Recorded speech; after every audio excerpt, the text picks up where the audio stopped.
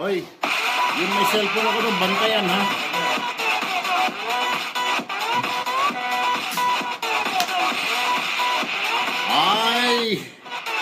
Ay, check. Nakakalimutan, nakakatulog na kalaban. Natulog sa pansitan. Anyway, magandang umaga po, Luzon, Visayas, and Mindanao. Araw po ng Miyerkules ngayon, huling araw ng Mayo 2017, okay? Magandang umaga sa amanda ko kayo naroroon. Ano man po ang inyong ginagawa sa mga sandaling ito. Good morning, welcome po dito po sa programang Punto Asintado, mga kapatid. Anyway, 1 hour and a half lamang ho tayo ngayon, kaya ay susulitin na natin itong ating programa. Marami ho tayong pag-uusapan, pero concentrate ho muna tayo dito sa problema pa rin sa Marawi. Ito na po ang ikasyam na araw ng ikang bakbakan dyan sa Marawi City sa pagitan po ng mga teroristang grupo na Maute at saka ang mga sundalo ng gobyerno. As of last night po, ang huling tala ng lahat officially ay nasa 20 na sundalo at pulis ang namamatay ho dyan sa Marawi City. Habang 80 naman daw sa Maute Group at 19 na sibilyan. So far po kasi ito pa lamang po yung nare-recover, 19 na bangkay po ng mga sibilyan na nare-recover. Hindi pa po malaman actually ng mga otoridad ang eksaktong figure. So, maaring magbago pa po yan. So, a total of 119 na po ang namamatay, mga kapatid. Pinagsama-sama na dyan ang gobyerno, forces of the government, ang mga terorista at ang mga civilian. 119 na po ang namamatay dyan sa siyam na araw na bakbakan sa pamagitan ng tropa ng pamahalaan at ng teroristang grupo Maute. Alright, mamaya ho, hihingi ho tayo ng update sa mga tao dyan, sa militar, and of course, doon sa aming correspondent, at saka, kontakin din natin mamaya, IB, si dating Vice Mayor Bin Laden, Bin Laden lang ho yung pangalan niya, apelido niya.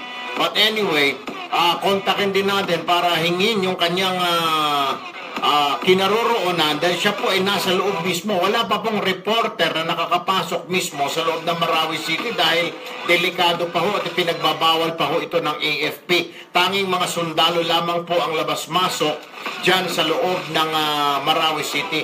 At isa pa pala, mga kapatid, bad news po Ito po ay inamin ni PNP Chief General Bato de la Rosa na isa pong tangke ng PNP ay naagaw ng kalaban. Kung paano po hindi ho natin malaman kung anong nangyari.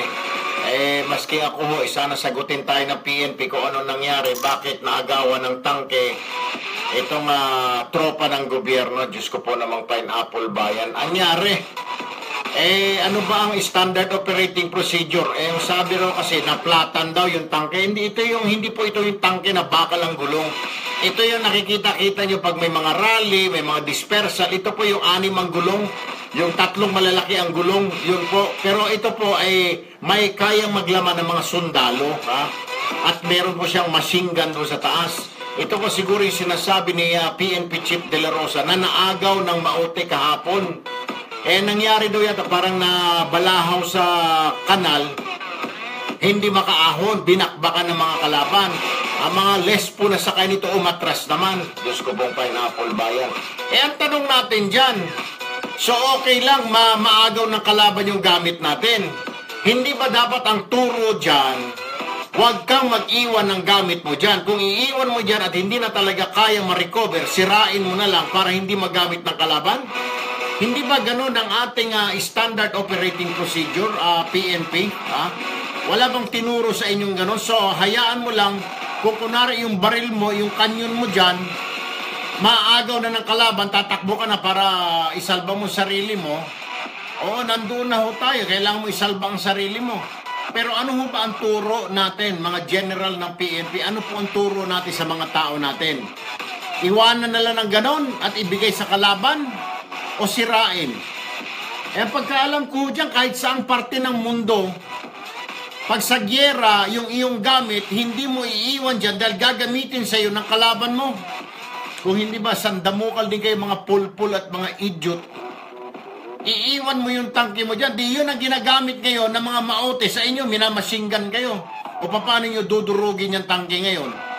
Kung hindi, mahina din ang mga kukutin ninyo. Isa pa kayo. Dagdag kayo sa problema dyan. Takin mo, iiwan ninyo ang tangke ninyo. Sana, ang ginawa ninyo, siguro ito naman ang rules of engagement dyan, at ang pagkakaalam ko, sisirain nyo na yung tangke. Ang gagawin na ninyo dyan, lalo na pag mga tangke, dapat meron laging reserba na granada sa loob ng tangke. Para kung sakasakaling masira, maplat, kung ano man mangyari sa tangke na yan, hindi na mapakinabangan, ang pinakahuling lalabas doon sa tangke na yon, yung commander, at pagkatapos bubunutin niya yung pin, at pagkatapos ihahagis siya doon sa loob para hindi na mapakinabangan, hindi na mag-drive yung tangke, hindi na magamit yung mga firepower doon. Diyos ko po naman, parang ewan ko, anong training meron kayo. Sa bagay, hindi naman ito AFP, PNP ito. Pero sana man lamang, ginamit na ninyo ang mga kukote ninyo na 5-5. Iniwan nyo ninyo ang tangke dahil natakot kayo o na normal yun. Aatras kayo dahil mauubos kayo, malalagas kayo. Pero for heaven's sakes, iiwan ninyo ang tangke sa kalaban na hindi man lang ninyo sinira. Dapat ang gagawin mo dyan, sisirain mo kasi kung hindi, marami pang mamamatay na pulis at militar dahil sa kagagawa ninyong kastupiduhan ninyo. Baka iniisip ng mga kumag na ito, baka mapagalitan sila sa Kongreso, Senado, investigasyon. Okay lang yon, ipaliwanag mo na lang. Sir, kailangan namin sirain na yung tangke kasi hindi na namin mabitbit, hindi na namin madadrive. Kaya ang ginawa ko po bilang commander, sinira ko na lang po. Pinasabog ko yung loob, sir, para hindi na magamit laban sa amin. Kahit na sabihin na natin 50 million pa yung tangke na yan, 25 million pa yan, wala akong pakialam, Walang pakialam ang taong bayan kasi ang mangyayari niya, kagaya ngayon yan ang gagamitin ng maote laban sa inyo, mga ugok. Puro kayo, isa pa kayo, mga dagdag kayo sa problema ng bayan, ang dami ng problema ng bayan natin. O ito pa, mga kapatid, para uminit na yung ulo ninyo, hindi lang po ako mainit ang ulo, pati kayo ho. Ito namang Defense Secretary natin, itong nagmamagaling na Defense Secretary Lorenzana, isa pa rin ugok. Bakit kanyo? Kahapon, mantakin mo, sinabi siya, pinatawag siya sa Senado. Alam niyo ang sabi ni ugok na Secretary ng Defense, ay hindi po natin kailangan, Your Honors, ng martial law sa Mindanao. Kayang-kaya na po ng AFP natin. Isa ka pang ugok, isa ka pang Judas Hestas Barabas. Dapat kang palayasin na Pangulong Duterte dyan, buwisit ka. Hirap na nga i-justify ng Pangulong Duterte sa mga kalaban, sa mga dilawan, Hirap na depensahan ang Pangulo ng taong bayan ng mga supporters ni Manong Digong. At pasalamat ka, Lorenzana, nandyan itong mga supporter ni Manong Digong na 16 o 20 milyon. Pasalamat ka at may trabaho ka. At ikaw ang kinuha ni Pangulong Duterte na Secretary of Defense. Pero mukha kang estupido, mangyari, sasabihin mo sa Kongreso, hindi na kailangan ng martial law, Your Honors. Puwersa lang ng militar, okay na, kaya na namin. Kung hindi ka ba naman pulpul, kaya na ng militar, bakit kayo nalusutan? Bakit ngayon 9 na araw na yung bakbakan? Bakit hirap na hirap pa kayong i-recover yung Marawi City? May kayabangan ka ring matanda ka Lumayas ka nga dyan, Lorenzana, padagdag ka lang sa problema ng sambayanan. Isa ka pang bobo. Mantakin mo na nga na hirap, binabanatan ng Manong Digong sa mga dyaryo, radyo, telebisyon. Dahil ayaw ng ilan ng mga dilawan, ng mga kung sino dyan, mga dilawan, mga Trillanes, mga Alejano, kontra nga sila dyan sa martial law. Ang mga makakaliwa ayaw ng martial law, NPA ayaw ng martial law. Pagkatapos dadagdagan mo, sasabihin mo, hindi naman po natin kailangan, Your Honors. Nawalan ka ng itlog, hayop ka. Lumayas ka dyan at wala kang silbi.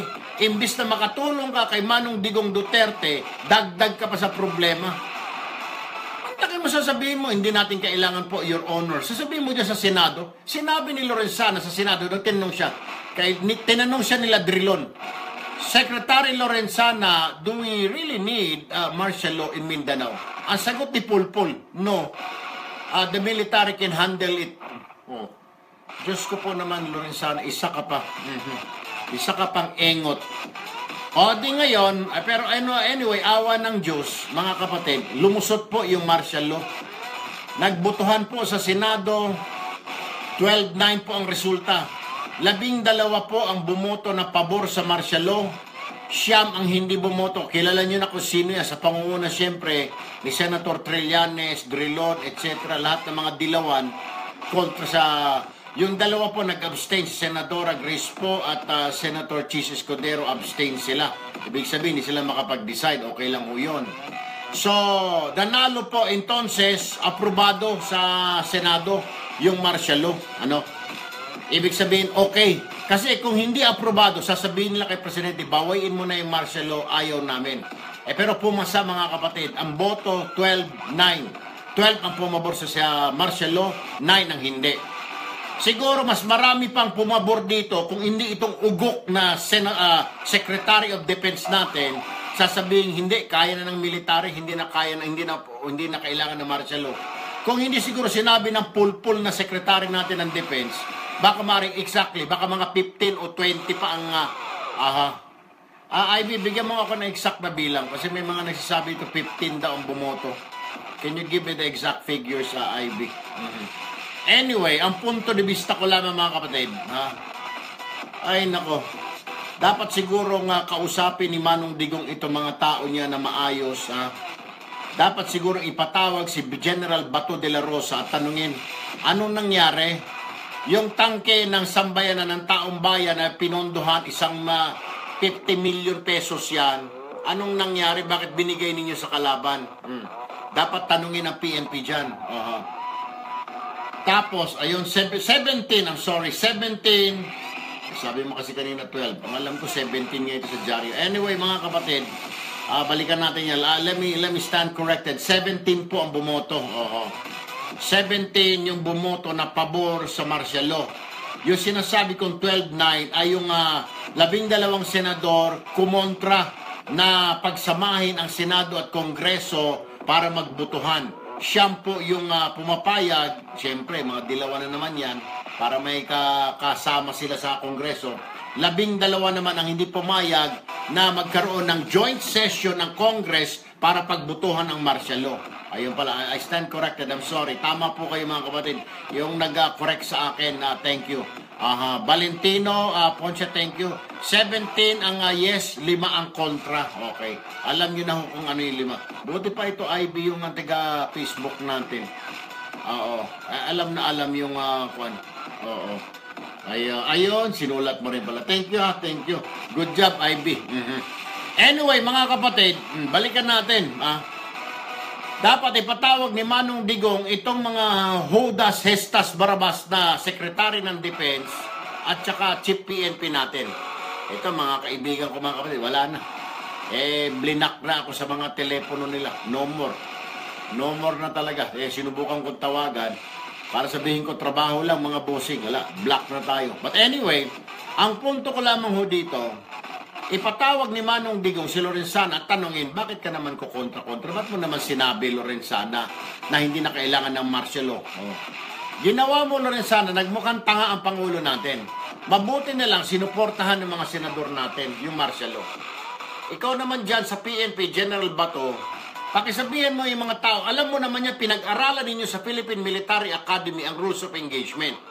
Pag yung isang gamit ng sundalo o gobyerno ay kailangan mo nang iiwan dyan, huwag mong iiwan na mapapakinabangan pa ng kalaban. Ang gagawin mo, SOP ito, General Bato. Durugin mo, sirain mo, wasakin mo yung gamit na yan para hindi magamit ng kalaban laban sa'yo. Ewan ko saan yung mga utak na mga kaya hindi makubkub-kubkub eh. Kagabi may nakausap po ako na isang junior officer ng AFP. Mukhang tingin niya po mukhang mahihina yung mga general natin. Kasi ito mga general natin ngayon, ito ay ang ginawa lang ito ng bata-bata pa ng mga tiniente, pirma lang ng pirma sa taga-type sa makinilya sa opisina. Yan, sila Anyo, nagta-type lang sa opisina yan. Sila General Bato, nagta-traffic doon sa Davao. Yan ang trabaho niyan. Walang experience sa combat. Kaya ngayon, yung kanilang kaalaman sa giyera, wala silang kaalam-alam. Hindi sila mga combat at battle-tested na mga general. Maging si Lorenzana, yan tao na yan, nandoon lang yan sa may bit-bit na portfolio ng general noon. Walang kaalam-alam sa giyera yung hinayupak na isa pa yan. Anyway, oras po natin, 7:50 in the morning. Eto, dahil Miyerkules po ngayon, meron tayong IMSD. Ito na ang IMSD. Itanong mo sa dalwasa. Dear Sir Erwin, ako po ay isang Guest Relations Officer o GRO sa isang nightclub dito po sa Quezon City. I am 21 years old. Naguguluhan po ako ngayon, sir, kasi meron po ako naging boyfriend na 51 years old. Dahil siya po ay lagi kong guest sa aming club. Pero after few months, nag-break po kami dahil sobra siyang siloso. Pero hanggang ngayon ay pumupunta pa rin po siya sa club namin.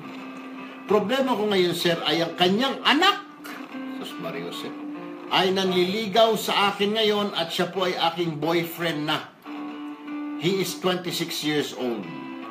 I am falling in love with him dahil malapit po ang edad namin at mabait naman siya. Ang hindi niya po alam at hindi ko po sinabi na naging boyfriend ko ang tatay niya. Patay tayo dyan. By the way, sir, wala na po ang misis ng tatay niya. In short, sir, byudo po. May nangyari po sa amin ng kanyang ama na ilang beses. At ngayon, matagal po kaming lumabas. At ngayon, ano ito? Nagkalito-lito na itong ali. Oo. At ngayon ay nawawala po kami ni Ivy. Anyway, matagal na silang lumalabas nitong anak naman. Gusto po nitong boyfriend ko ngayon na pakasalan po ako. At gusto niyang iharap ako sa kanyang ama na ex ko. Mahal ko po itong lalaking ito at gusto ko na rin pong magbagong buhay. Pero hindi ko po alam kung paano ko sasabihin sa kanya na naging BF ko ang tatay niya. Kung sakasakali, ano kaya ang trato ng tatay niya sa akin? O ako kaya ay tratuhin niya bilang daughter-in-law o tratuhin niya akong naging parausan niya lang? What shall I... Naku, patay tayo dyan, Ivy. What shall I tell them, sir? Or what shall I do? Wala na hilong-hilo itong nagmakinilya nito. What shall I totally tell them? Aantayin ko po ang inyong advice. Araw-araw po akong nakikinig sa Punto Asintado. Just call me Ina. Well, Ina, tutok lamang medyo mahirap yung sitwasyon mo. Biro mo, father and son. Yung unang naging boyfriend mo, yung tatay, 51 years old. Ngayon naman yung anak. Anong gagawin mo? Hindi mo sinabi kasi sa anak niya na naging boyfriend mo si tatay. Ngayon, kung magpapakasal kayo at si lalaki dadalhin ka sa bahay nila, naturalmente, hindi ko alam, hindi ko rin masasagot kung anong magiging tingin sa'yo. Ikaw ititiga tratatuhin bilang daughter-in-law o ikaw ay tratuhin na ex-girlfriend ng tatay niya. Napakahirap na sitwasyon. Pero masasabi ko lamang, huwag kang pumayag na tumira ka doon sa bahay ng tatay. Nakakahiya naman, ang kapal naman ng mukha mo pag pumayag ka pa. At mahirap na, baka mamaya isang gabi lasing si tatay, umuwi, baka akala ikaw pa rin girlfriend niya, nagapang ka. Patay tayo dyan, iha. But anyway, mamaya tutok lamang ha. And thank you for tuning in and thank you for writing us at pinagkaubaya mo ang iyong suliraning sa puso dito sa aming programa. Thank you. Mamaya papayuhan ka namin, Ina. Samantala, oras po natin, mga kapatid, 7:54 in the morning. Break muna tayo. Okay. Pwede na siguro. May mahaba-haba. Break ho lang tayo, mga kapatid. Huwag po kayong bibitiw dahil sa ating pagbabalik, hihimayin natin isa-isa itong mga issues natin. Hihingin po muna tayo ng update. Ano na ang nangyayari dyan sa Marawi? Na-recover na ba ng PNP yung kanilang nawalang tangke? Yung hawak ngayon ng mga kalaban na tangke? Na punong-puno ng mga bala at mga granada na tangke? Ewan ko mga kapatid. Oh, anong mangyayari? Oh, tatanungin natin ng AFP. Imbis na mag-concentrate ang puwersa ng gobyerno, paano palayasin, patayin yung mga terorista, magko-concentrate sila ngayon, paano i-recover pa yung tangke ng PNP. Dagdag problema pa kayo. Pag-uusapan din siyempre natin, anong napasok, nag-uulyanin na ba si Secretary Lorenzana? At mantakin mo sasabihin niya doon sa Senado na, hindi na kailangan ng martial law. Parang kinontra mo, Lorenzana, ang sinabi ng boss mo na si Manong Digong, kailangan ng martial law. Hindi ka ba naman buhong, isa ka pa. And syempre, yung bumoto ng kontra laban sa martial law, sina Trillanes at saka yung Dilawan.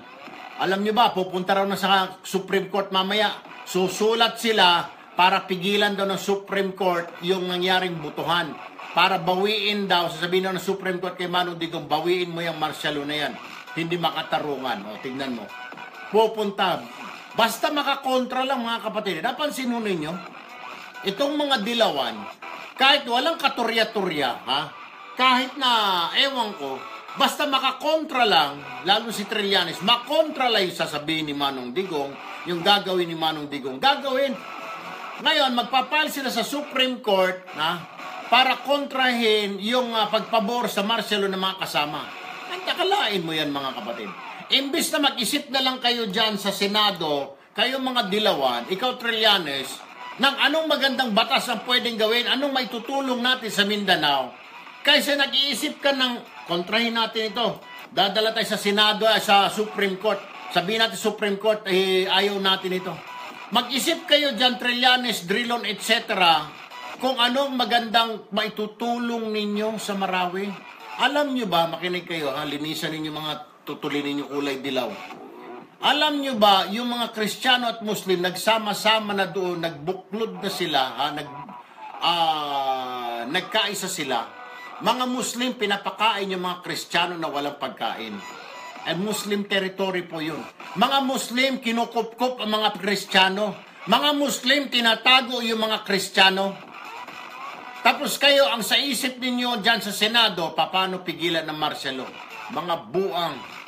7:57 ng umaga, dyan lamang ho kayo. Huwag ho kayong bibitiw.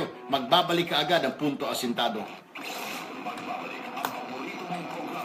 Ibuhos mo na. Ipul mo na.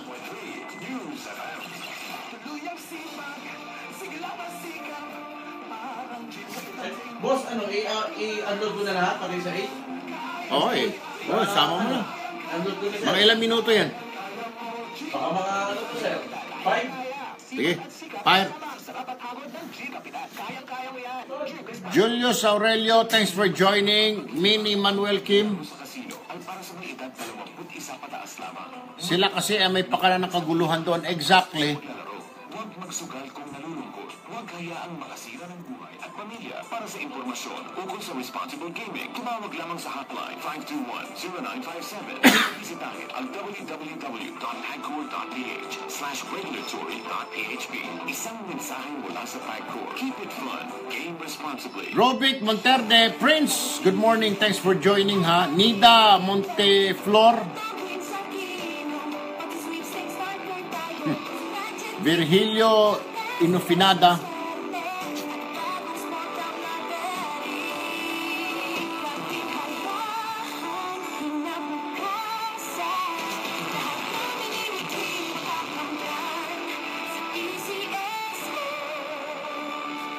Paalala po sa publiko, ang PCSO ay walang Facebook account o Facebook page. Anumang Facebook account o Facebook page na nagpapakita ng pangalan o logo at larawan ng PCSO ay peke. Ang official website address ng PCSO ay www.pcso.gov.ph.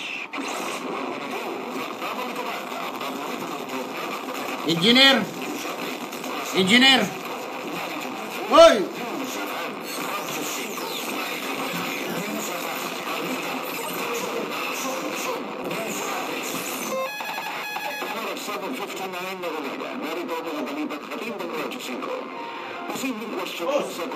Alam mo, tawagin mo yung dalawa kong mga bataan. Basag, pakinggan o. Basag na yung, wala nang battery ito, yo.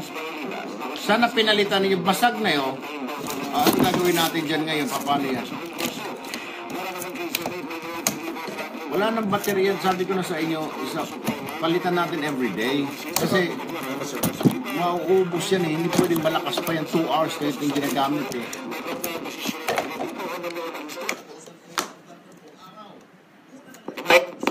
Kita mo. Block na humihiling na magsagawa ng joint session ng Senado at Kongreso. Pero sa botong 12-9, natalo ang minorya at tuluyang nabasura ang kanilang hiling na talakayin ng mga mambabatas ang martial law sa Mindanao. Samantala, umayon si House Speaker Pantaleon Alvarez na hinayag ni Pangulong Rodrigo Duterte na hindi niya pakikinggan ng Korte Suprema at Kongreso kaugnay sa idineklara niyang martial law sa Mindanao. Ayon kay Alvarez, ang Kongreso daw ang dapat makinig sa Pangulo sa usapin ng martial law. Wala naman daw nakasaad sa saligang batas na dapat pakinggan ng Pangulo ang Kongreso kaugnay sa martial law. Binaliwala naman ni Alvarez sa mga kritisismo na nagpapasailalim umano ang Kongreso sa Pangulo. Giit ng pinuno ng Kongreso, hindi porket tingin ng mga mambabatas ay tama ang ginagawa ng Pangulo, sunod-sururan na lang sila. Inudyokan din ni Alvarez sa mga kritiko ng martial law na pumunta mismo sa Marawi para makita nila ang sitwasyon. Sa huli sinabi ni Alvarez na maiging manahimik na lang muna ang mga kritiko, lalo't karamihan umano sa kanila ay hindi mga taga Mindanao.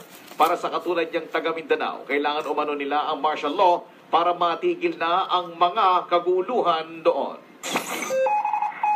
Philippine Standard Time, ganap na ikaw ano ng umaga. At yan ang mga balita mula sa Radyo 5, Archie Zapanta, saan man, kailanman, kapatid, higit sa balita, aksyon.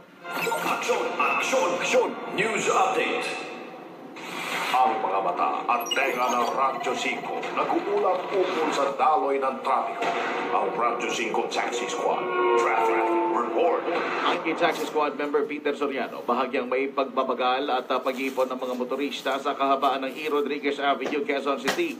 Lalo na sa mga kanto ng Morato, Hemadi, Gilmore, St. Luke's Hospital, Mendoza, good morning. Ng Araneta. Tata Bartolini, Mayong Buntag, Melchor Estacio, Modesto Decano, Robic Monterde. Ano naman bunutin na naman yan, Robic na naman. Tinapa, bagoong, okay ah. Aureo Emil Timbal, thanks for sharing this video. Itome Hinata, Sablay, Palpak. Mabuting balita mula sa Ay, ingat kayo dyan sa Cebu. Lorenda Bautista. Good morning. So watching from Singapore. Good morning, Ernie. MM Bueno. Yun na nga eh. Hindi nga nakakatulong sila. Pero gusto nilang marinig. Kaya ngaw-ngaw na ngaw-ngaw. Rameses, good morning. Jasmine, Bekia, Yabik. Bong Abril. Dels Cabardo. Thank you. Thank you, Dels. Thank you. Ang puso.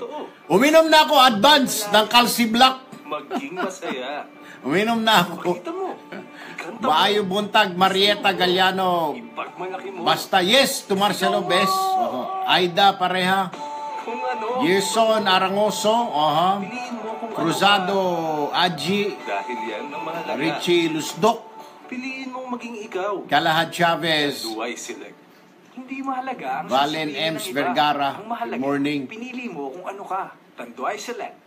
Drink responsibly. Alam niyo ba kung saan may saya? Saan? Sa may Makati. May saya sa May Makati on its 347th Foundation Day this June 1, 2017. Makisaya't makisalo sa Makati Zen Card Launch, Miss Makati Coronation Night, City Employees Get Together at pagkilala sa top taxpayers ng Makati. Sama-sama nating ipagdiwang ang mahusay, profesional at makatawang Correct. serbisyong nadarama Good natin morning. ng Makati Zens. SF Reyes from UK. Good morning. Dels Cabarro. Bolera Des, thank you, Bes. Dalia Manaka, good morning. Ryan Timbol, Carla Balangge, Julie V. De La Cruz, Capino, Zach Wild, Alexa Ethan Kenza, Teresita Maghanay, Ganito ka ba? Bigo na Gina Isaac, Ito, para sa'yo. Pagsikto. Bravo! Hindi matatanggal si Manong Digong, alam nila yan. Oy, kahapon din pala ha, good news. Nagpasa na ng resolusyon ang Kongreso, ibinabasura forever yung impeachment ni Manong Digong. Kahapon ho yan. Masarap ang buhay. Good news. Todo arangkada Oy, na walang ilang pagkat. minuto pa yan? Bago food supplement for men. Ang bagsik mo. Mabibili sa Mercury Drug nationwide. Transmitting live from our brand new studios at TV5 Media Center in Reliance, Mandaluyong. By land, by sea, and on air. Mula sa pinakamaksyong newsroom sa buong bansa. 25,000 watts. Radyo 5, 92.3 News FM. Iwanan mo na ang lumang tunog ng AM. Nagbabalik ang paborito mong programa dito sa Radyo 5, 92.3 News FM. Tulfo. Punto Asintado. Oras po natin, 5 minutes after 8 o'clock. Today is Wednesday, last day of May po, ha? 31 ng Mayo 2017. And as we speak, tuloy-tuloy po ang bakbakan ngayon dyan sa Marawi sa pagitan po ng Armed Forces of the Philippines, ng tropa ng pamahalaan, at ng mga teroristang grupo sa pangunguna po ng Maute Group dyan sa Mindanao. So far, this is what we know, and mamaya i-confirm ho natin kay Colonel Edgard Arevalo, ang Public Affairs Chief ng AFP, ha? Itong mga figures natin, 20 sundalo na po at PNP ang namamatay dyan sa bakbakan because of sniper fires, ha? 80 naman sa kalaban, ay sana madagdagan pa ito, 80. At 19 naman sa civilian. So we have a total of 119 dead, ha? Yan po yung tally as of yesterday. I don't know kung nabago na ho ito. And then another development, yung isang tangke po ng PNP, hawak ngayon ng Maute Group. Dagdag problema. But anyway, nasa linya po si Colonel Arevalo. Magandang umaga po, Colonel Edgard Arevalo, sir. Magandang umaga sa Erwin at sa ating mga tagapakinig sa Tulfo Asintado. Sir, question ay kumusta na?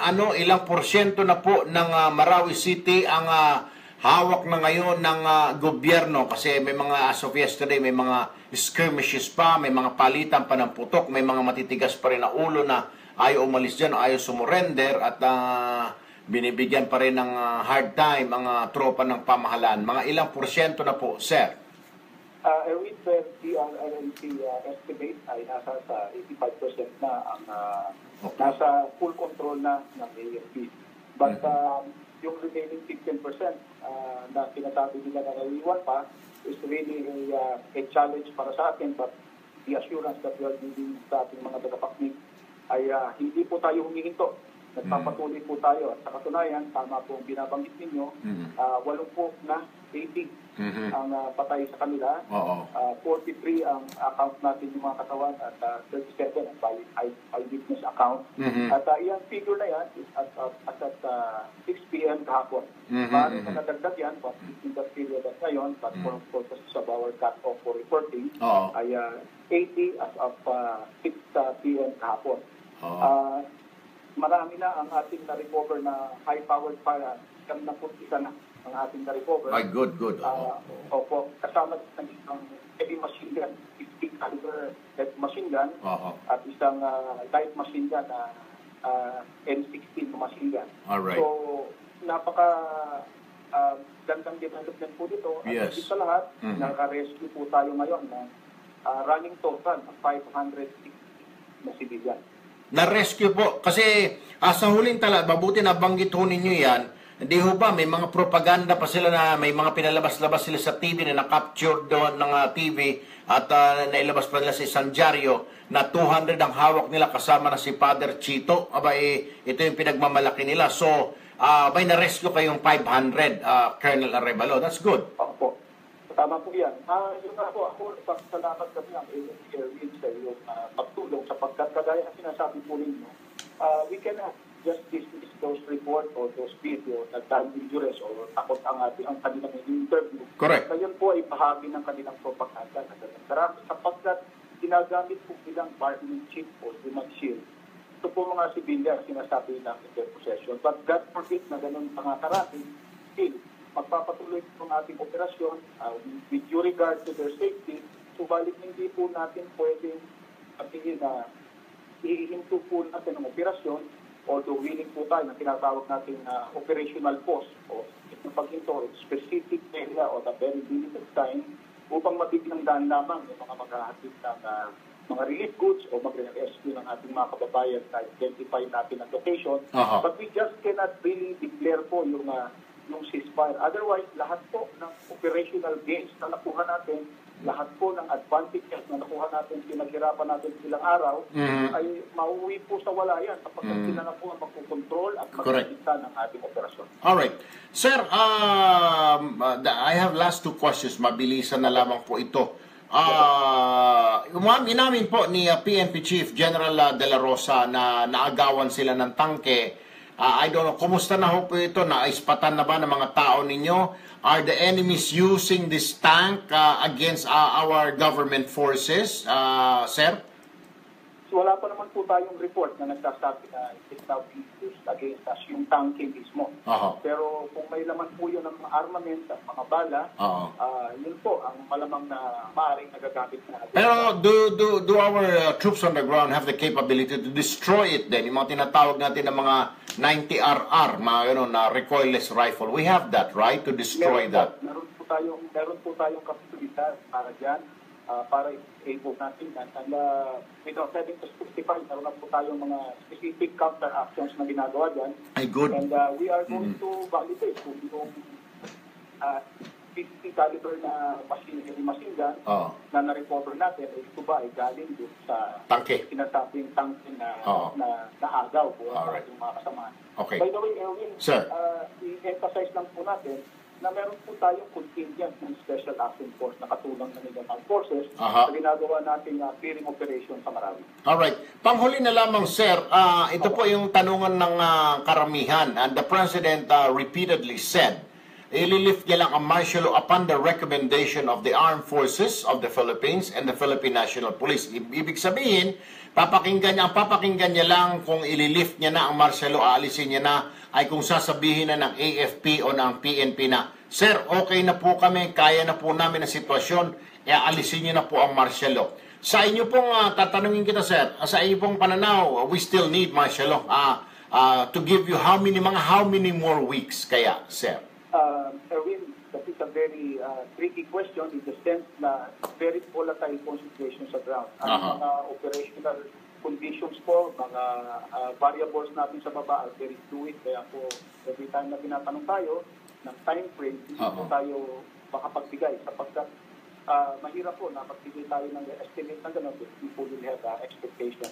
Ang pwede lang na po natin sabihin palagi ay tuloy-tuloy po ang ating operasyon, very determined po yung mga sundalo upang at mga police upang ma-recover natin ang Marawi.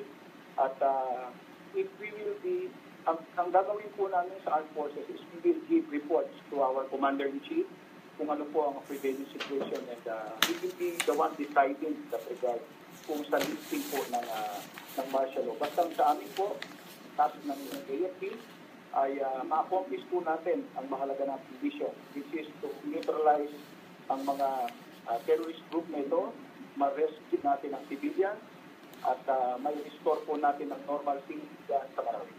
Alright, Colonel Arevalo. You know, maraming salamat. Pero before I let you go, sir, I just would like to acknowledge itong mukhang mataas yata ang moral ng mga sundalo po natin.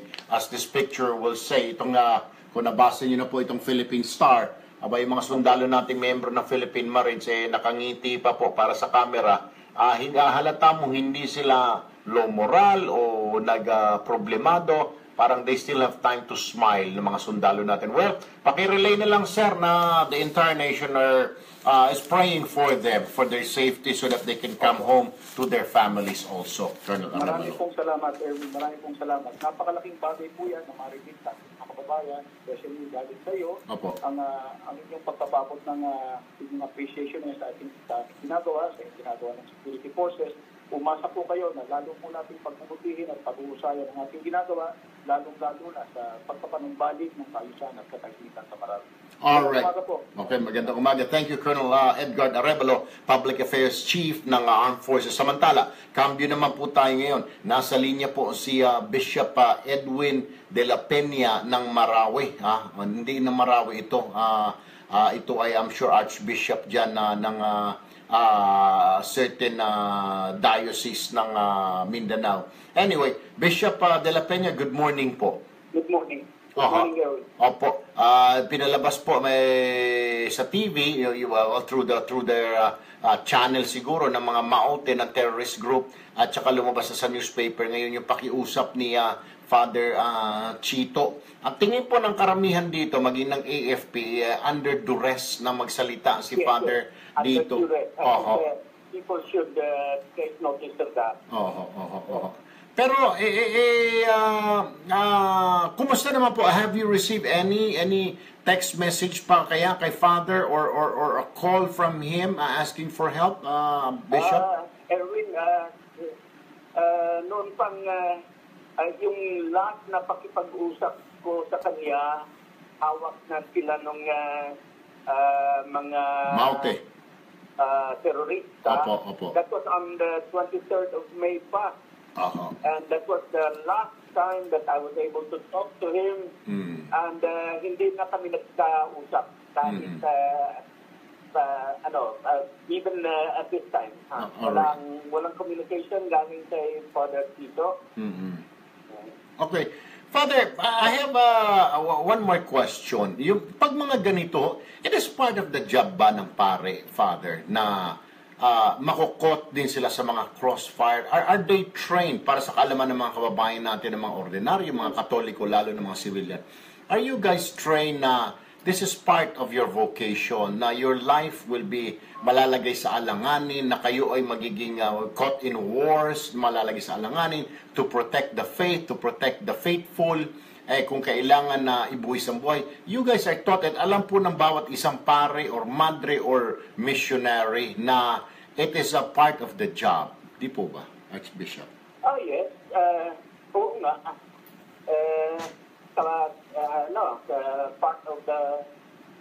Part of our ang tawag po dyan ay hazards of the ministry. hazards of the trade. Protect our people. And the part of Father Tito to protect the many others who are with him as hostages.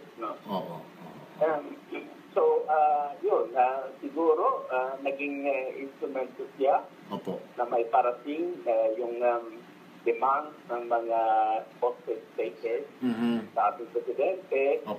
Pero let us also remember that he is not a free person even to express his true feelings. Kaya, I know that so many people are angry at him, for allowing himself to be used as mouthpiece, Pero, he is held captive. Tama. He's not free. No, I mean, everybody should understand, Archbishop, kahit sino naman siguro, if ikaw ay nakatayo dyan, magsalita ka dyan, and then behind the scene, may nakatutok sa'yo na kutsilyo sa likod, o may mga baril na nakatutok sa ulo mo, how will you say na malaya, you can talk freely? Kung ano sasabihin ko, sabihin mo, Father, na pangit itong gobyerno, ang Pilipinas, etc., ayaw mo na maging katoliko, etc., ay may mga nakatutok na baril sa'yo. So, it's very hard. Yan yung tinatawag na under duress. Napipressure yung isang tao because tinatakot siya. Hindi siya malaya makapaghayag ng kanyang gustong sabihin. Yes, exactly, Erwin. Alright. Archbishop, our prayers din po for Father Chito and the rest of his companions. Mabuti na iparating mo sa aking mga kababayan yan. There's been so much recrimination and so much hurt that has been hurled already. Enough. I think we are not helping Exactly. No. solve the problem. No? I mean, Bishop, I understand fully and I am aware yung mga sitwasyon ho na gano'n na obvious naman ho kahit yung even in abroad yung mga hawak ng ISIS sa mga Iraq na mga Amerikano na mga journalists, mga whoever they are, when they speak, they cannot speak freely because may nakatutok na baril sa kanila. Pag nagkamali sila, babarilin sila. Of course, we are human beings, okay? We get scared. We are afraid to die also. Kaya nga, we are forced. Sabihin mo ito, kahit ako siguro, Sir Bishop Erwin, sabihin mo na buisit ka sa sambayan ng Pilipino. I will say so. I mean, ikapalit po ng buhay ko yun, di ho ba? Under duress ang tawag. So, doon sa mga kababayan ho natin, panawagan ko lamang ho sa nakakatutok ho sa atin sa radio, dito po sa TV, dito po sa Facebook. Let us understand na yung sinasabi po ng pari na yun na pinapakiusapan si Pangulo na itigil na, hindi po siya ibig sabihin kakampi ng mga terorista. Nagsasalita po siya doon, even the AFP is naniniwala na under duress, ibig kong sabihin doon, tinatakot siya, napapatayin siya pag hindi niya sinunod yung sasabihin ng mga terorista. Ganun ho yun. Dapat ho natin intindihin. Sa halip po maghusga tayo, why don't we all just pray for the safety not only of Father Chito, but everybody there on the ground, yung mga hostages, yung mga sundalo natin. Let us all pray for them and maging yung mga civilians na affected. Tama, Archbishop? Well said, Erwin. Maraming salamat po. Alright. Maraming salamat din, Archbishop Edwin de la Peña ng Apostolic Vicariate of Marawi. Good morning. Good morning. Alright, oras po natin, 8:21 in the morning, dire-diretso po tayo. Mahirap po yun, mga kapatid. Salita tayo ng salita and we will keep on saying na walang kwenta yung pari na, mabuti na na-hostage ka. No. Halata naman po Kita mo nakatayo siya doon, binibidyohan siya ng mga kalaban. Common sense will tell us na may mga nakaumang na baril sa kanya. Magsalita ka dyan, ito ang sabihin mo. Sabihin mo ganito, pakiusapan mo si Duterte, dahil nakukorner na kami rito, sabihin mo na itigil na ang pakikipaglaban. Under duress ang tawag doon. Madidasal na lang ho natin si Father Chito, lahat po ng mga hostages, mga sundalo, at lalong-lalo na po yung mga sibilyan, lalo na po yung mga bata na apektado po sa giyera na yan. Mga kapatid, samantala oras pa natin, 8:22 in the morning, nasa linya ng ating telepono, dire-diretso po tayo mga kapatid, mamaya-maya na ho tayo mag-break. Nasa linya po si Secretary Vitaliano Vit Aguirre ng Department of Justice. Magandang umaga, Secretary Aguirre po. Sec, good morning. Sec? Wala si Sec. Tawagan niyo ulit nung bago tayo mag-break or break muna tayo o tawag kayo ulit. Oo. Tatanungin lang natin kasi sa kanya kung okay ba. Ano ba ang mangyayari? Kasi sabi ni Senador Trillanes at ng mga kasamahan niya sa Dilaw ay liberal, tatakbo sila sa Senado ngayon para hingin ng tulong ng Senado para ibasura yung pag-aprobahan ng Senado ng martial law. Nasa linyang muli si Secretary Vitaliano Vit Aguirre ng DOJ. Magandang umaga po, Secretary, sir. Good morning, Erwin. Magandang umaga rin sa mga viewers. Opo, live po tayo sa Radyo 5, Action TV, and of course sa Facebook. Sec, kahapon, nagbutuhan po, 17-5 ang boto. Nanalo po yung aprobado sa Senado ang martial law. Pero yung 5 na mga minority, na mga liberal, kasama si Trillanes dyan, tatakbo raw sa Korte Suprema para idulog sa Korte Suprema at baligtarin at manghimasok para sabihin sa Korte Suprema kay Pangulo, itigil na yung martial law. Pwede po ba? Ano po ang chances dito na papakinggan ng martial law? O may kapangyarihan ba talaga ang Supreme Court na pakialaman ang naging desisyon ng another branch of government? Sec? Sec? Ako ba, kapatid na Erwin, yung mga quantitative pangit ng tignan po ba? Opo. Kongreso, natatawag kami. Nako. Sir, sige po, baba niyo muna. Tatawagan ho namin kayo. Medyo pangit nga po talaga ang signal, Secretary. Sandali lang po, mukhang papatawag sila ngayon ng Kongreso para magsalita doon. Oy, Secretary Lorenzana, kung ikaw ay kasama dyan sa ipapatawag sa Kongreso, itigil mo na yung bunganga mo. Ha? Huwag kang magsalita ng basta-basta na sabihin hindi kailangan ng martial law. Tumahimik ka dyan. Kung hindi, busalan mo yung bunganga mo, sarili mo, at magsasalita ka na naman dyan sa Kongreso. Alam mo na nandyan sila Alejano, sila maraming kalaban dyan, sila Lagman. Tumahimik at umayos ka. Kung hindi mo naman kailangan magsalita, hayaan mo na lang Secretary Aguirre magsalita. Tumahimik ka na lang, huwag ka na mag-sat-sat dyan.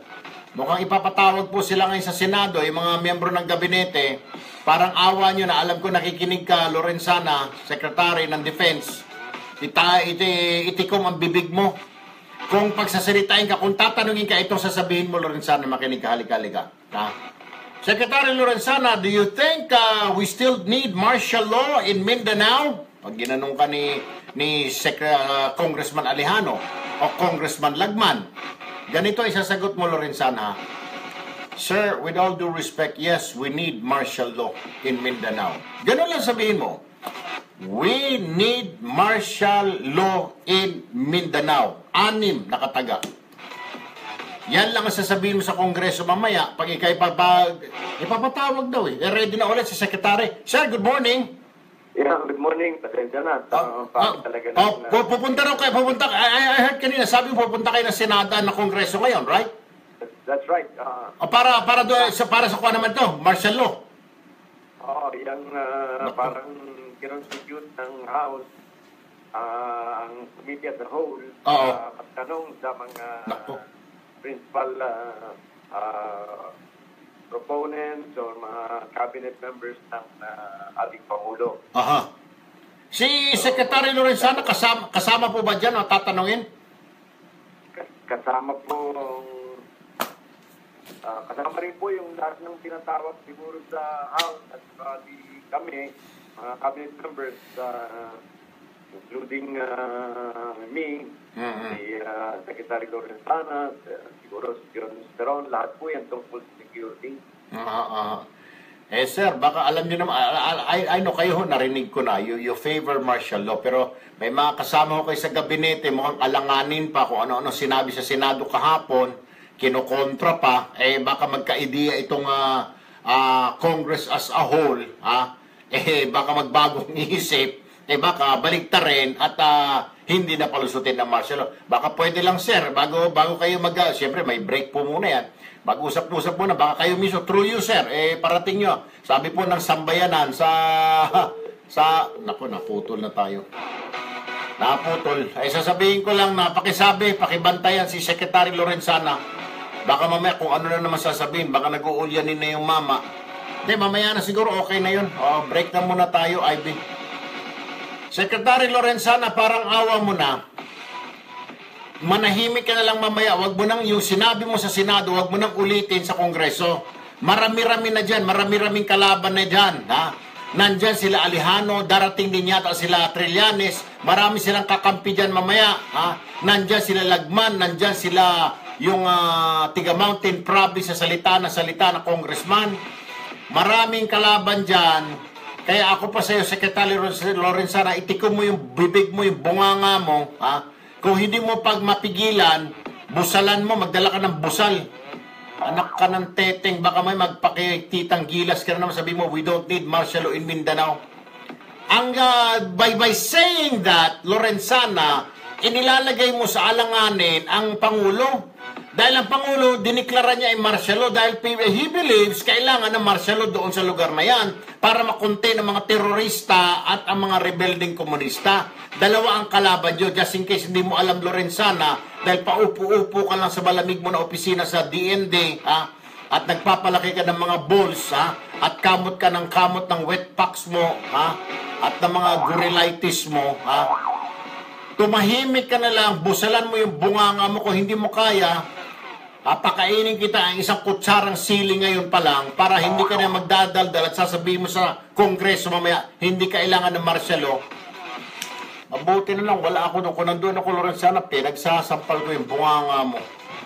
Salita ka ng salita. Ang hirap-hirap na nga depensahan ng taong bayan ng martial law na yan. Yung mga nakakapaligid kay Manong Digong na nababas na sa social media, Pagkatapos salita ka ng salita ng ganon. Binibigyan mo ng ideya ang kalaban na para matira ang Manong Digong.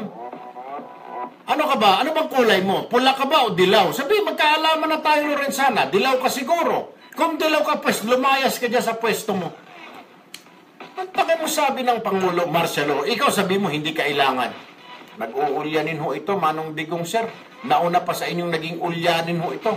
Sa bagay, 80 na ho yata ito, magno-90. Diyos ko po. Oras po natin ay 29 ng umaga. Ay, wag ho kayong bibitayo sa ating pagbabalik sa Secretary Aguirre. Kukontakin ho natin at papakiusapan ko na kung pwede tabihan niya si Secretary Lorenzana. Pag nagsalita ng mga takpan yung bibig na pag nagsalita siya. Secretary Lorenzana, what do you think? Do we still need martial law? Pag sinabi ni Lorenzana, sir, I think we need, we do not, pag narinig nyo na Sec Aguirre na we do not, gano'n ninyo kagad bibig.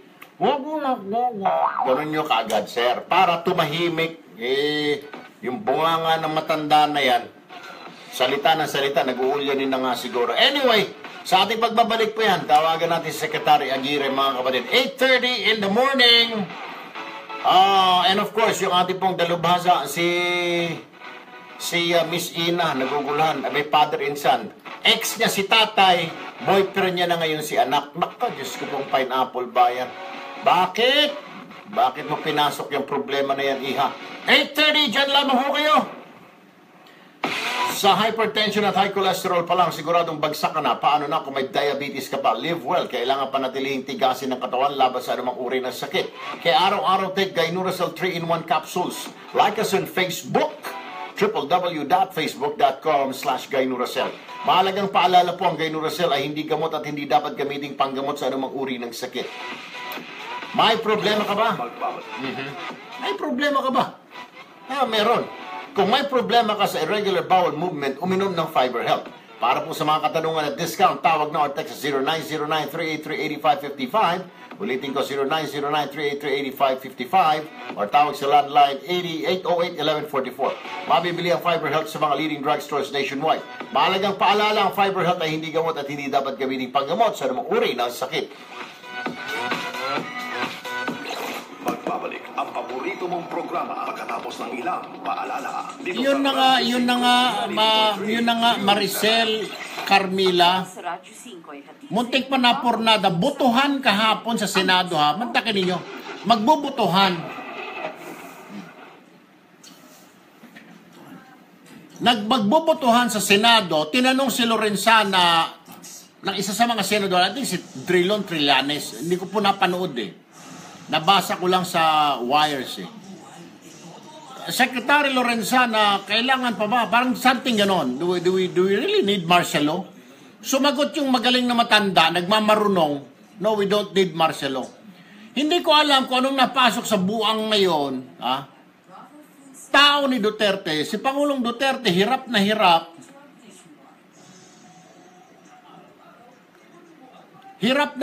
ipagtanggol ang martial law.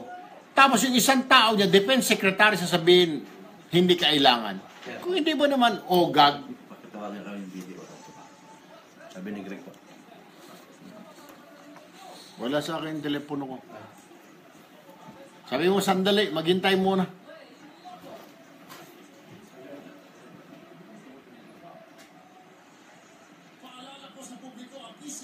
Wala pa. Thank you, Merly. Ay naku, Lucy, di ba? Hirap na hirap kayo, hirap na hirap ako ipagtanggol ang Manong Digong, yung martial law na yan, maraming kalaban, mga makakaliwa, mga dilawan, mga oligarchs, mga mayayaman, ayaw ng martial law. So here comes yung secretary mismo ng defense na pinagkakatiwalaan ni Manong Digong dyan dahil siya yung hepe ng AFP, sasabihin hindi kailangan ng martial law. What the? Kahit sinong tanungin mo, wala pong iniwan yan, mga bes, sa isang security guard, pagbabantayin mo ng isang compound. Anong kailangan? Kailangan mo ba rito ng baril? Kasi maraming mga magnanakaw dito, armado, maraming adik dito. Sasabihin ng gwardiya, hindi. okay na. Tahimik naman dito. Makita mo, pasensya na, kaibigan ko ito pero wala ho ako magagawa. May nalalagay po sa balag ng alanganin. Hindi lang po yung Mindanao na yan, pati ang Pangulo.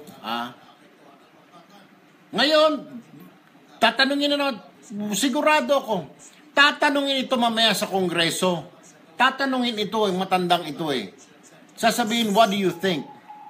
Sigurado ko, pag sinabi niya na, I think we do not need, kaya nga sabi ko, takpan ka agad ni Secretary Aguirre, bunganga na matanda. Pag sinabi niya, Congressman Alejano, I don't think we need sabihin ka agad ni Juan, Your Honor, pasensya na po. Si Secretary Lorenzana may sakit po, may sakit. Gano'n na lang. Anak ng sinigang. Ewan ko ba, saan ka naman good morning, Myren. Buds Lami, good morning. Loli, sige. Kaya nga maraming ang tutol, Loli. Dadagdagan pa ng mismo ng Defense Secretary. Miyembro ng gabinete kukontrahin ang Pangulo. Amang ano yan, kape? Ano kaya yun? Saan ka makakita ng kukontrahin? Ito si General Amang, sisihin natin, nawala yung tangke ng PNP. Nasalis siya po.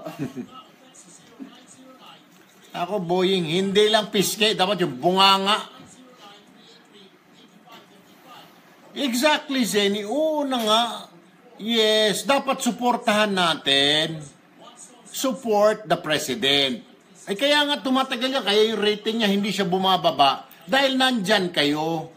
Na suporta niya nang bumoto sa kanya hanggang ngayon nandyan pa, hindi pa bumabaligtad. Kaya ang taas pa rin ang rating ng Pangulo.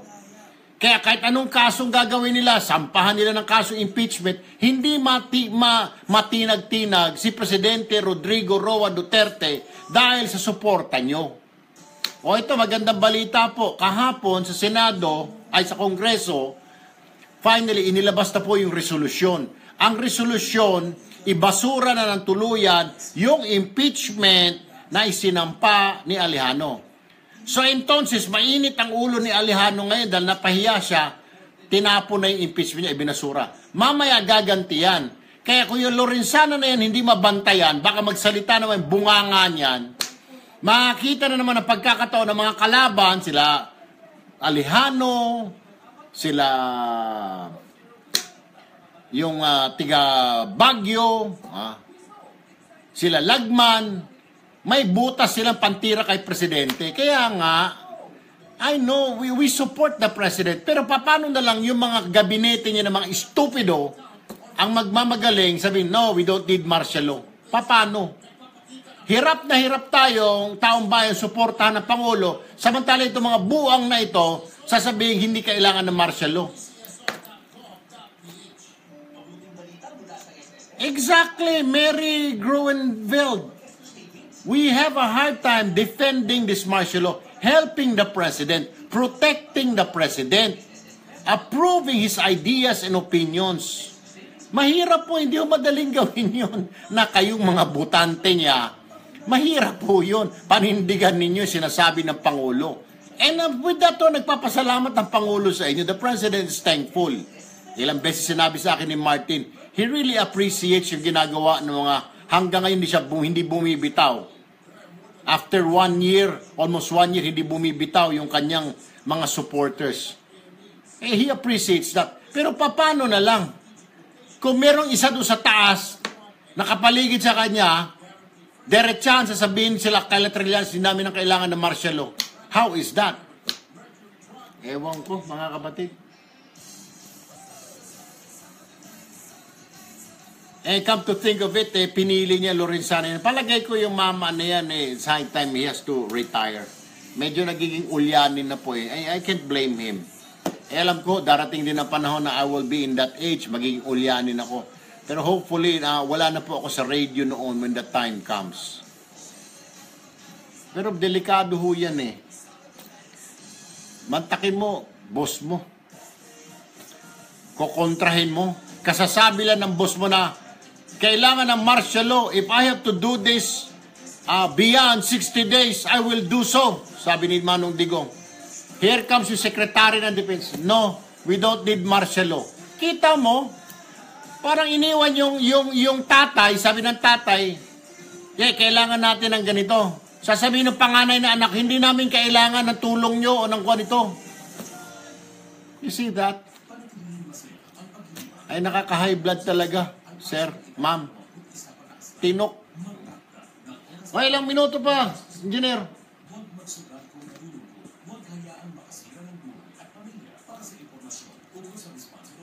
Hirap eh. Samantalang may mga iba na mga hindi nga, mga oposisyon nga. JB Ejercito, kita mo yan, Senator Ejercito. ERAP, sumusuporta doon kay Duterte. Yung iba pa, Soto, oposisyon. Pero siya, tao mismo ng Pangulo, kokontra. Saan ka makakita ng ganon? Ang kuha kasi kay Pangulong Duterte, mga kapatid, mabait ho masyado yung mama. Bibigyan ka ng chance. Alam niyo naman, yung galit lang po siya doon sa mga magnanakaw. Pero yung mga ganon, yung mga medyo kontra sa opinion niya, pinahayaan niya dahil dyan mo makikita yung Pangulo eh. He listens to everyone, pinapakinggan niya. May kalayaan silang magsalita. Tapos doon sa mga nagngangaw-ngaw, nagsasalita na kontra sa martial law, mga kapatid. Ngayon, alam niyo na ang difference. There's a big difference. Sinasabi lang mga dilawan na mga makakaliwa, komunista, oligarchs. Magiging katulad tayo ng Marcos noong 1972, aabusuhin ng martial law. Let me tell you this, people. Ito ang difference. Yesterday made a difference. Panahon ni Marcos, walang Senado, walang Kongreso para magbutuhan. Desisyon lang yun ni Marcos. Ngayon, nagbutuhan ang Senado. Entonces, iba ang martial law na ito sa martial law ni Marcos before. This is the martial law na that is approved by Congress. Yan po ang pinagkaiba ng martial law ni Marcos versus martial law ni Duterte. Duterte's martial law now, dumaan na po sa approval ng Congress. Duterte's martial law, may Supreme Court na pwede tumakbo ang tao. Marcos martial law, walang Kongreso, walang Senado, kaya siya lang ang pinuno, walang pwedeng makialam, siya lang. Pati Korte Suprema, tameme. Ngayon, open pati Korte Suprema. That is the difference of the martial law of Marcos and martial law of Duterte. News FM. Action. Brandon, go ahead. That's what I want to hear. I can be here. Bongo Asintado. Alam niyo mga kapatid, may mga nagtatanong sa akin kahapon pa bossing, alam mo, pareho naman yung martial law. Boss Erwin, Tol Erwin, isa lang naman yan, martial law, aabusuhin.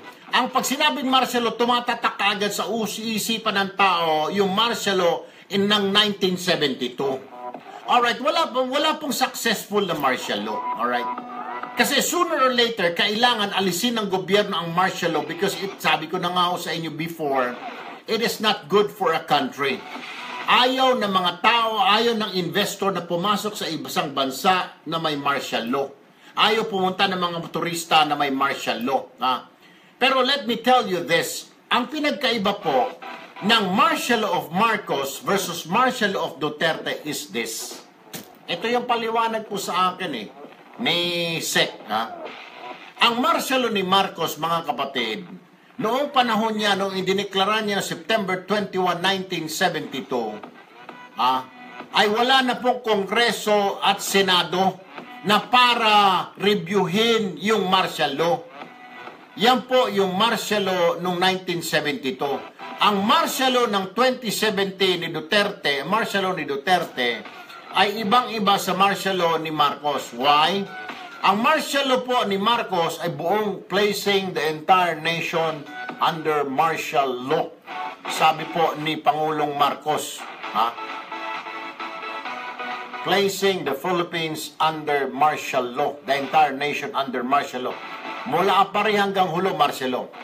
Ang kay Duterte, ang martial law ay ang Mindanao lang. Hindi po Visayas, hindi po Luzon. Ikalawang pagkakaiba po ng martial law ni Duterte sa martial law ni Marcos, kay Duterte, aprobado na ngayon ng Senado. Dumaan sa Senado ang martial law ni Duterte. Yan po yung pinagkaiba. At nariyan ang Korte Suprema na pwede kang kumontra kagaya ng gagawin nila Trillanes. Anyway, nasa linya na ng telepono si Senador J.B. Ejercito. Buti pa itong mama na ito. Hindi nga inappoint ito, senador ito at another branch of government sumuporta sa martial law. Samantalang yung defense secretary niya na OGAG, na OB-OB, sasabihin hindi kailangan ng martial law. Anyway, nasa linya na po si Senador J.B. Ejercito. Good morning, Senator Ejercito, sir. Yes, good morning. Magandang umaga sa iyo, Erwin, at happy matagapakit sa Speaker. Sir, bakit po kayo pumirma doon sa resolution na supporting martial law? Well, actually, Erwin, aminin ko sa iyo, nung una, inclined talaga akong sumuporta sa magkaroon ng joint session. No? Dahil sa tingin ko, Erwin, mas maganda ito para sa Pangulo dahil sensitibo ang pagdeklara ng martial law, na maganda kung may affirmation o may suporta ka ng Kongreso, ng both houses. So, correct. Mas maganda yan. International perception sa lahat, na iba yung may suporta, no, ng ang deklarasyon ng Pangulo.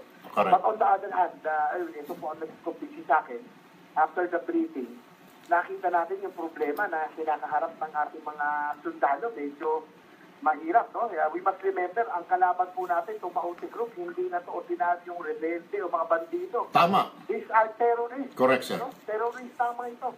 So there's an urgent and compelling reason to declare martial law. Dahil unang-una, Erwin, pagyabangayan, iwanan lang ng barit yan, napakahirap mo na ma-identify kung sila po rebelde o hindi. Ang dali nila mag-blend in. Correct. So, kaya kinakailangan talaga mag-blockade, talagang i-suspend muna yung writ of habeas corpus para kung meron tayo may suspicious looking, merong suspectang terorista, agad na ito yung mahuli. Kasi kung hindi natin suspend, biro mo, Erwin, kailangan po kumuha ng walang waran para mahuli, hindi wala ng terorista. Right. At saka isa pa, Erwin, ngayon, hirap na hirap pumasok ang militar doon sa Marawi. Sa ilang nakapwesto na sila sa mga sa mga high ground, sa mga building. Diyos ko po. Yung mga sniper. Alam mo, Sen, makasingit lang po ako. Baka pwede after all this is said and done, pag na-recover na ulit baka pwede po magpatawag kayo ng investigasyon at magkaroon tayo ng inquiry dyan sa Senado. Paano nakubkub o nakumpiska ng Maute yung isang tangke ng PNP. Nakumpiska raw, sir, Ano ba yung rules of engagement? Hindi po ba silang pagkaalam ko dyan, sirain mo na lang para hindi makuha ng kalaban kasi baka gamitin sa'yo. Nakubkub daw, sir, nakuha yung tangke mismo. Diyos ko pong Panginoon ko.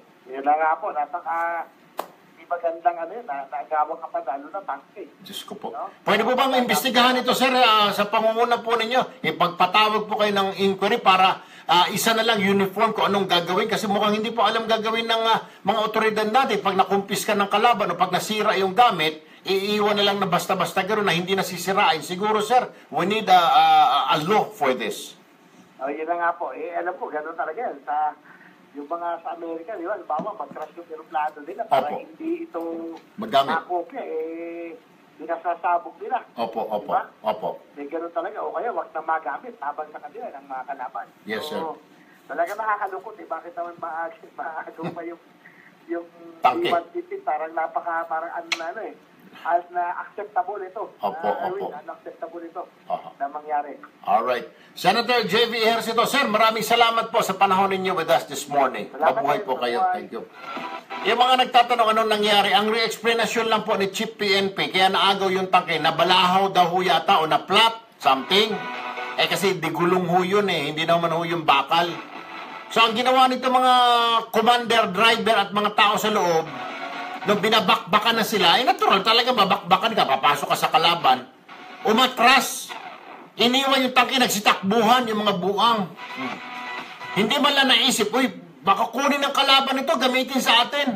Sana man lang yung commander, hinagisa ng granada yung loob ng sasakyan para hindi na mapatakbo. Ewan ko ba mga kapatid? Ay, 8:49 na. Mabilisan na lamang. Nasa linya po ng ating telepono. Naalala niyo po ba yung ali kahapon? Na doon sa idulog mo, bes, ha? Yung humingi po ng tulong sa atin na yung passport niya ayaw ibigay, ha? Aba, alamin natin, ito, nasa linya ng telepono. Mary Ann Danis, magandang umaga sa'yo. Yes, sir. Good morning po. Ano, ipapasara na ba natin yung Jedi Placement Agency at sasamahan ka na namin? Ba't ka napatawag? Sir, ibabalik na ko lang po sa inyo, sir, na nakuha ko po kahapon din po yung aking passport. At maraming po salamat, sir, sa tulong po. Nakuha din. Anong ginawa nila, no? Di ba, pumunta ka doon, di ba? At nakaantabay kami sa opisina para samahan ka sana, para ipasara na yung agency na yan. Anong sabi sa'yo? Buti hindi nag-pilosopo at buti hindi nagsabi, ba't ka pa nag-sumbong kay Tulpo? Ay, hindi po, sir. Alam po kasi nila, sir, may kasama po ako na isa sa mga staff po ninyo. Ayun. Kaya po siguro mabait sila, sir. Okay. Anyway, sige. Ma'am Mary Ann, next time ha, siguraduhin mo muna yung kampanya. Tanungin mo, ma'am, yung passport ko po, baka mamaya kumpiskahin ninyo kung ako'y bumagsak sa medical. Ano po, tanungin nyo na maayos ha? Opo, sir. Sir, maraming po salamat sa inyo, sir. Mabuhay po kayo, sir. Walang problema, ma'am. Maraming ding salamat. Mary Ann Danis, ha? Yan po yung isa sa mga tinulungan ho natin sa itanong mo. Ay, idulog mo, bes, ha? Anyway, mga kapatid, ito na, alas 8:50. IMSD, itanong mo sa dalubhasa. Arlene Diaz, makinig ka. Mayroon tayong liham ngayon. Mukhang late kaya yata Arlene Diaz, ha? Dr. Camille Garcia, psychologist and relationship expert. Good morning. Ay, good morning, Sir Erwin. Ay, Doc, meron naman tayong isang problema. Mabigat, mas mabigat na ito. Pabigat na pabigat yung mga problema natin, Doktora. Pahirap ng pahirap. Anyway, ito, Doktora. Dear Sir Erwin, ako po isang GRO sa isang nightclub dito sa Quezon City. I am 21 years old. Naguguluhan po ako ngayon, sir, kasi meron po akong naging boyfriend na 51 years old. Dahil siya po ay lagi kong guest sa aming club. Pero after a few months, nag-break po kami dahil sobra siyang seloso. Pero hanggang ngayon ay pumupunta pa rin po siya sa club namin. Problema ko ngayon, sir, ay ang kanyang anak na nanliligaw sa akin ngayon and he is now my boyfriend. He is 26 years old. I am falling in love with him dahil malapit po ang edad namin at mabait siya. Ang hindi niya po alam ay hindi ko po sinabi sa kanya na naging boyfriend ko ang tatay niya. By the way, sir, wala na pong misis ang lalaking yon. Entonces, biyudo po. May nangyari po sa amin ng kanyang ama ng ilang beses. Gusto po nitong boyfriend ko ngayon, yung bata, napakasalan po ako at gusto niyang iharap ako sa kanyang ama.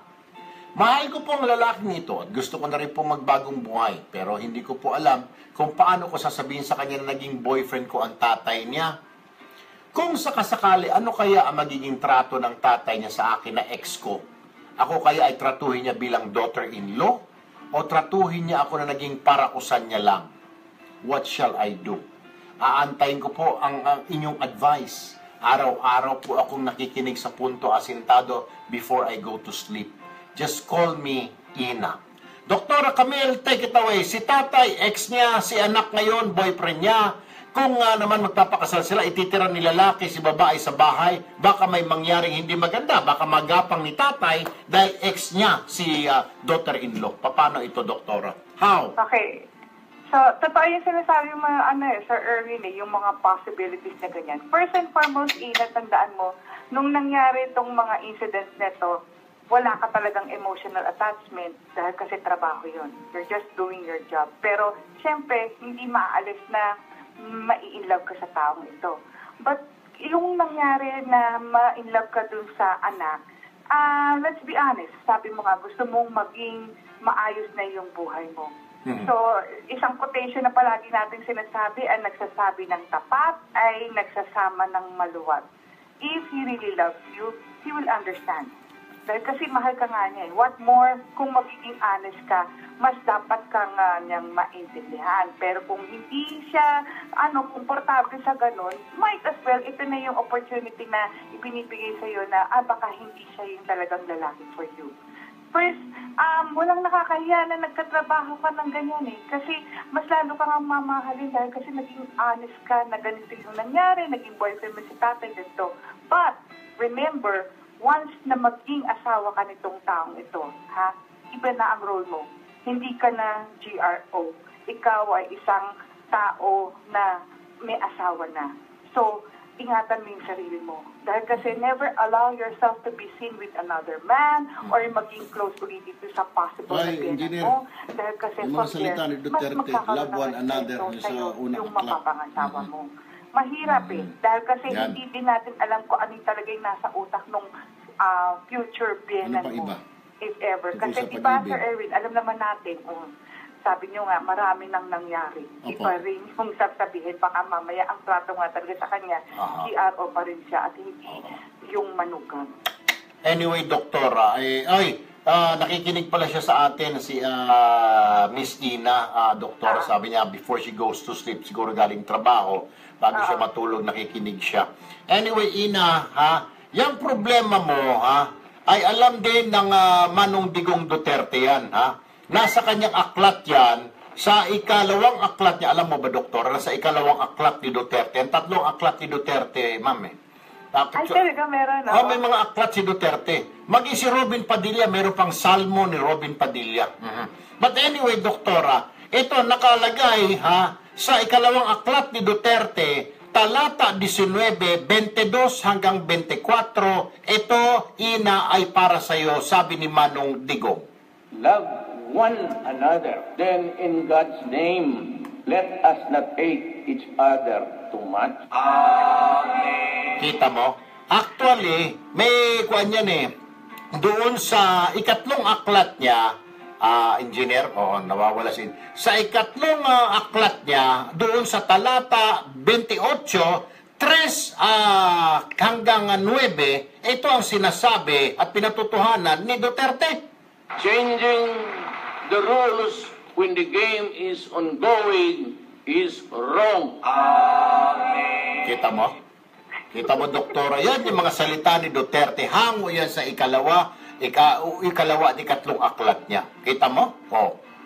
Yan. Importante talaga yan. Yan ang pinatutuhanan ni Manong Digong. Yan ang, Doktora, kung wala ka naman gagawin sa linggo, may mga doktrina kami. Pwede kang sumama sa luneta. Kaya para naman maintindihan ko at sa ganun kung tutusin talagang words of wisdom yan may doktrina, mayroon kaming grand indoctrination sa linggo. Hindi ko pa alam kung anong oras. Anyway, may isisilbi kami ng banana Q, yun lang ang kaya namin at saka saging, at saka tubig. Biro lang, Doktor. I'm just joking. Anyway, Dr. Camille, thank you for your advice again. Thank you po, ma'am. Good morning po. Good morning din, Sir Irwin. Dok, matanong ko. Yung sinasabi ko pa, paano kung baka gapangin siya ni tatay? Kasi, lalo na pag nakashort siya doon sa bahay, baka maalala ni tatay, nako, ito, before, ito ay na-jumpet natin, na-torjak. Paano yun, Doktora? Yun na nga, kaya nga sinasabi ko nga na ingatan niya yung sarili niya. Kasi, alam mo, yan yung mahirap dahil kasi hindi ka na GRO pag nag-asawa ka na. So, you show respect. Kung dati sabihin na natin, wag yung aabutin na matutokso na naman ang ibang mga kalalakihan pag nakita ka. Kasi, remember, dapat din malaman nung si tatay, na pag naging manugang na siya, dapat wala na yung mali siya. Kasi baka mamaya lahat ng makita niya, naka-short. May mali siya na talaga na naman. Nakaluwa ang dibdib, ganun. Mahirap yun. Anyway, Doktora Camille Garcia, thank you for your time, Doktora. Magandang umaga. Thank you rin, Sir Win. Okay. Sabi ni Julio Bermiser, itong iglesia, nagtatanong ko anong iglesia raw ito, Edson, engineer. Sabi niya, yan ba Iglesia Duterte Federalista? Hindi po. Wala pa pong pangalan yung ating iglesia, Ating pong pinag-iisipan pa lamang. Pero kasama na kayo, automatic, Pre-membership po ito sa lahat ng mga nakatutok sa atin araw-araw. Pwede po kayo sumama sa Grand Indoctrination. Kung kailan, di ko pa alam. Kasi ang pinakapunong ministro natin,